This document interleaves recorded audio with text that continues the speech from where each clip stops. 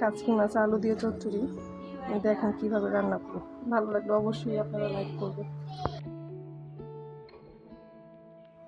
পেঁয়াজ দিয়ে দিব, টমেটো দিয়ে দিব, তারপর ধনেপাতা, কাঁচামরিচ সবগুলি দিয়ে এখন একটু হলুদ, মরিচ, হলুদ,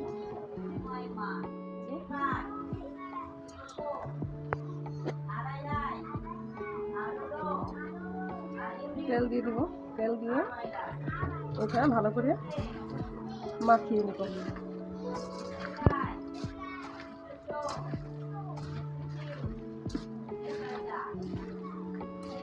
ভালো করে কষিয়ে নিব, তাহলে তরকারিটা খুব মজা হবে। এখন একটু পানি দিয়ে মাখিয়ে নিব। মাখিয়ে মাছগুলি উপরে দিয়ে বিছিয়ে দিব। উপর দিয়ে মাছগুলি সুন্দর করে বিছিয়ে দিব। মাছগুলি আগে থেকে ধুয়ে নিয়েছি।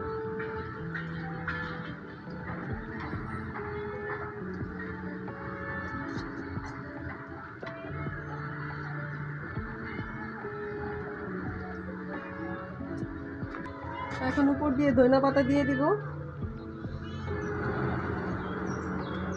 রান্নাটা সুন্দর আসবে। আমার রান্না শেষ, তরকারিটা হয়ে গেছে। এখন এটা নামিয়ে দিব। সবাইকে ধন্যবাদ আমার এই ভিডিওটা দেখার জন্য। সবাই ভালো থাকবেন, সুস্থ থাকবেন। আল্লাহ হাফিজ।